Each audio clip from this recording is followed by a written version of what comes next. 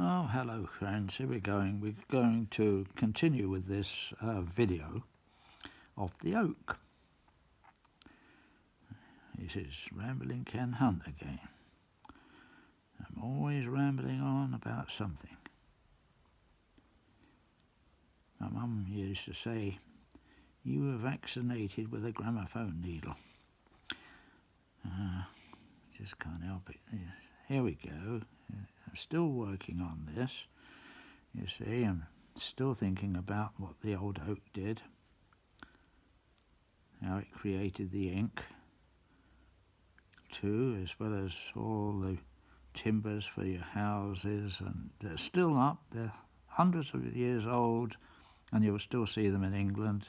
Still see the old oak beams in the houses, and on the outside of the houses, in the Tudor type houses, they used all this stuff. And then, as I mentioned before, when it came to used in ink and writing, that helped civilization again.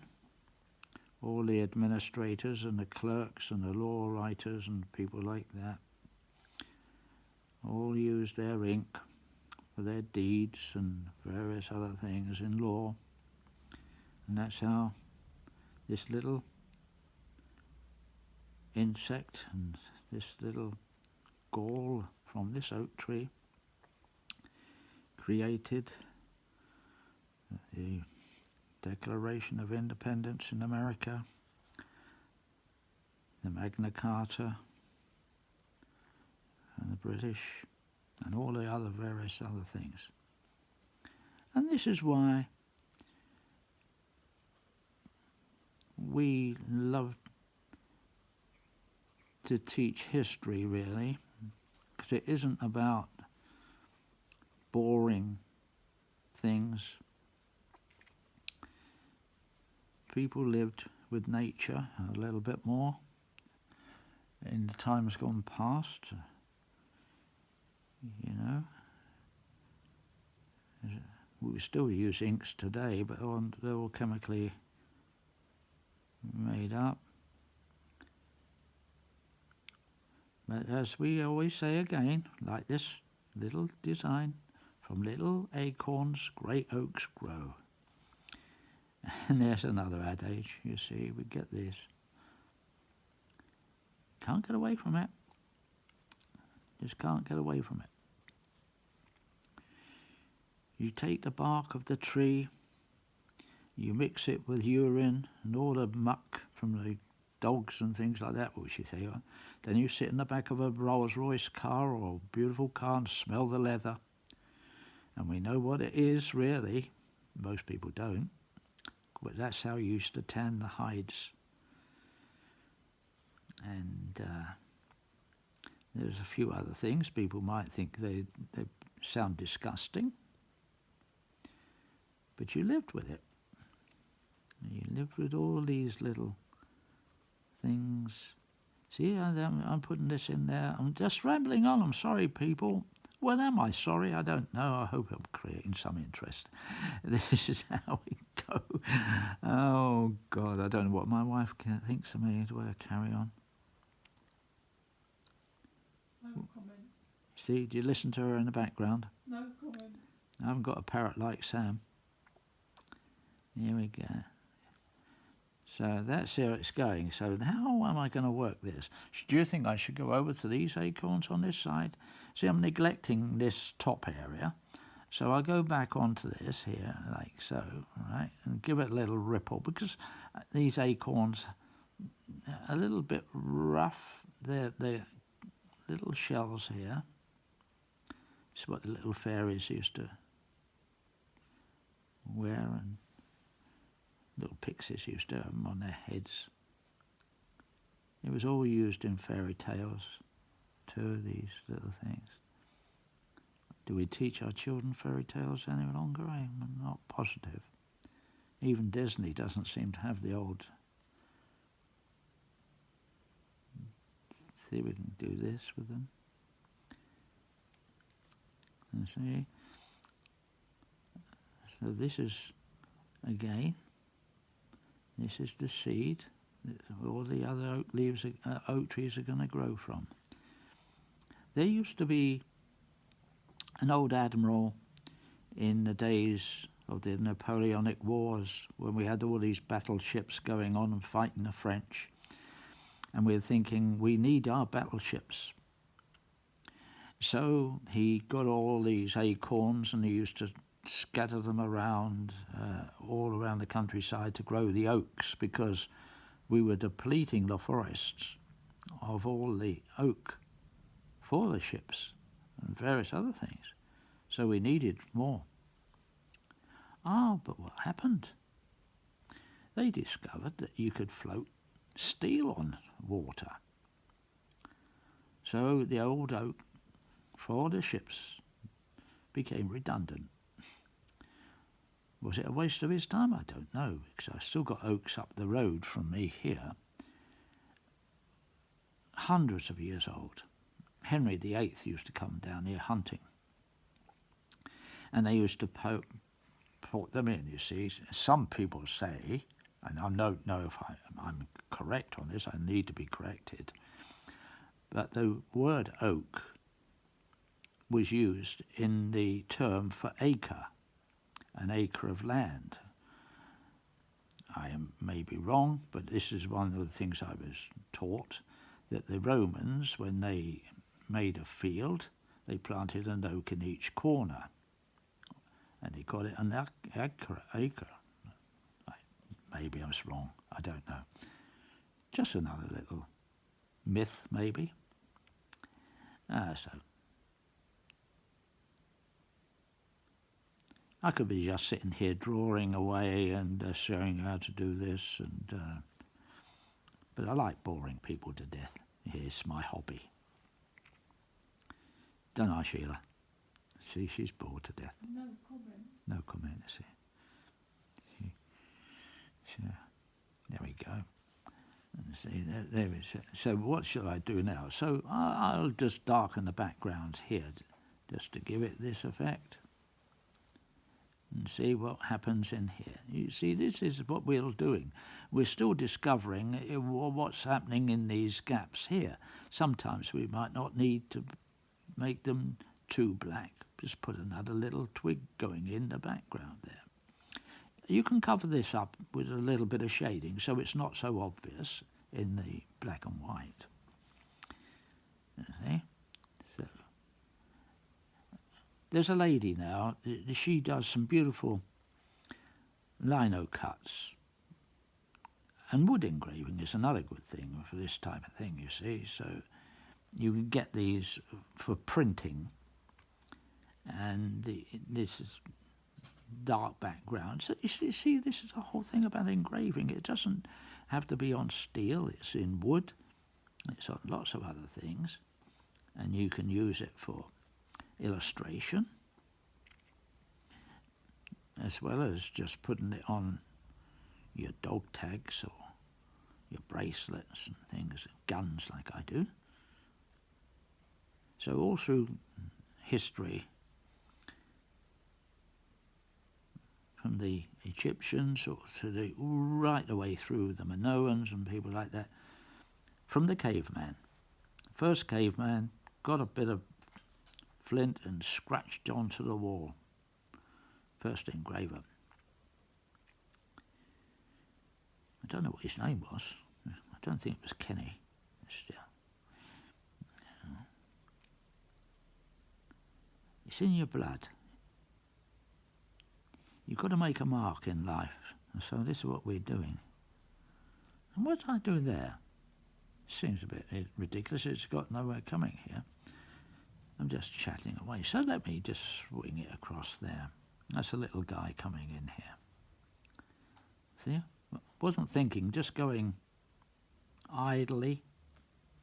Now I'll put that there. I could put another flip over here, or that could just be the back of one there. Let's see how that one comes here, you see? And then the veins could come out here, and that. Then I've got this here underneath, so I'll just form something in here just to make a little bit of, see? All you do is do a little circle in there, and you get a little bit of throwback. You just choose what you want. See, it just fills in space. You get something then, and just maybe find a pen and just go across the top like that, and here like that, and it cuts it back into the background, but it's still there. You see, the same as this. You don't want it as bright as that, so you use very fine cuts across here if you're an engraver, or an illustrator. You would do this type of thing. You see, so it knocks it back, but it's still there, and you have that. Then you create a shadow here. This is just doing it with a black pen, so here, it's like a shadow coming here, and that's a bit obvious because these do shine. You know, in certain lights, the acorn has a tendency to have a shiny surface on here. This part doesn't so much, but these do. And then sometimes you get this glow here, and it's how you will gradually use your tools or your pen for giving the effect where the light's coming this way, you see. And so I've got this coming here. Just look at these acorns and look at the illustrations in books and things like that, and you'll see what you need. But the thing is with us, a lot of us engravers, especially like the gun engravers, we do everything in miniature. I'm doing this fairly large in this respect. And if that friend of ours is following me, wants to do a ring, he's got to do it very minutely. It's got to be very minute. You see what I mean? So, majority of us are miniaturists, especially the guys that are working under the microscope. They're not putting the Lord's Prayer on a grain of rice, but they're still working fine, which I never had the opportunity to do. You see, we never had these tools like that. I often wonder what results I would do if I'd had that, because I was always fighting for something that would give you magnification, so you could you get right inside your work. You can see details. You would love to put a little bit more detail into your animals and things like that. If the customer was really following, I often see these programs on the television, shall we say, an antique roadshow and things like that. And somebody brings something and they've had it in their family for years. And then the expert says, "Did you notice this mark?" And say, "Oh no, we didn't do that." See, so we have to teach people to observe or to see. We've got eyes, but a lot of us are blind to certain things. And that is where, when we critique something, sometimes we don't intend to upset people. We just see things that they don't see, and we've got to be very diplomatic sometimes, so we don't upset people, because people are very thin-skinned on some occasions. The ones that want to learn, that's perfectly okay. You know, they accept that you've got to be cruel to be kind. And so that's how this thing's working. I'm working with the pen at the moment, you see, just working through here to give you some idea. With a pencil, when you shade this, or if you've got your graver, you can do all your very fine dot into your shadows and things like so. And that's a time-consuming thing, but you get beautiful results. And but in this demo, I can't go into all that type of detail, but I'm just showing you more or less. And you, if you are really interested in this, you know, if you've got woods near you, you pick up the leaves and look at the beauty of them and the shapes on them. And of course, then they say, well, Ken Hunt's is different to ours, which we're bound to be. Because it's rambling Ken again. See, I'm doing all this, you know, getting it in here and building it here. So now we could work everything out here again if you wanted to. This is just keeping a simple little design that maybe you could work on, and you create your own designs. This is what I'm trying to express to people, is to do more drawing and then get your own designs and design your own and become your own person. Don't rely on other people. And all the tracings are good at the very beginning, but don't rely on tracing all the time. You can buy these things. It will give you a little bit of an idea. But when you are doing your... if you buy these tracings, there are some very good designs out there to do. And I'm not by any means denigrating them at all. Because if you get a classroom full of, should we say, 5 or 6 of these people, and you give them the same piece of work, and it's got the transfer or whatever on it, you'll get different results. You will see it, because as we keep on mentioning, it's like your handwriting. Some people are heavy-handed, some people are delicate. And you need to combine the two. You've got to feel sometimes, because I used to do a lot of fencing, you know, sword play, shall we say,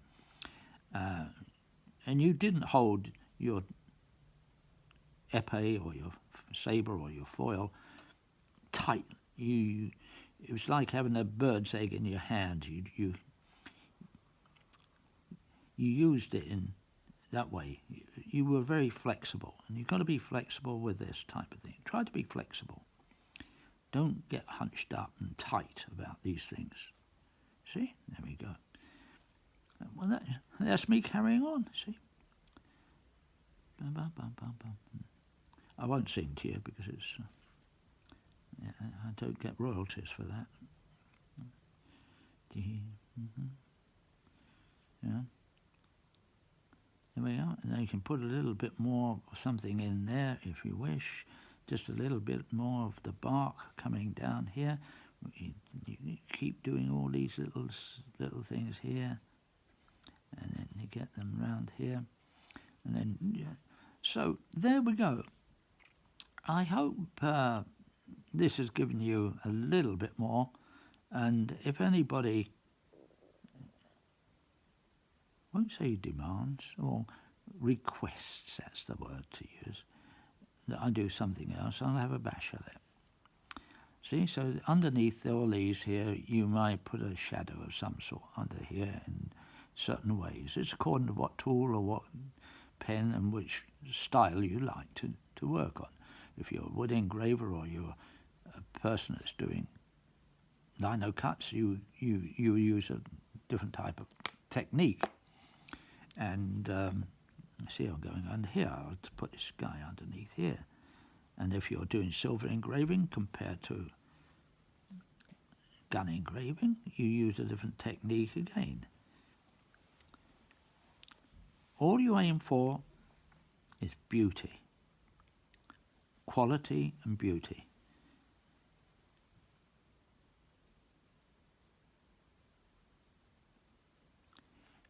And to my mind, the old adage, some people say, oh, it doesn't matter. And I say, well, it does matter, really. To yourself it matters. You can't cheat yourself. You never cheat yourself. Always, oh, well, there I go. So I'm a dictator. What I would say is that be a bit self-critical. Always think, I could do better next time. You look at your work and you think, well, that's good. A couple of days later or weeks later or years later, you look at it and think, oh, but you gained experience. And you see, you can see your faults, or you can see how good you were. That's another thing. You can't. You're not always a failure. Sometimes you do some really good stuff. Yeah. Okay, my old mates and ladies. I hope I've been some assistance. I'll do another little bit. You see, you can't stop. Can't stop. You see, you keep seeing different things. You see, you see different things, and you do go over it. Sometimes you regret it because these things, sometimes, like engraving, is indelible. You have to be a bit cautious. You know, that's what experience means. I will say adios, amigos. Adieu. Goodbye. Thanks for seeing.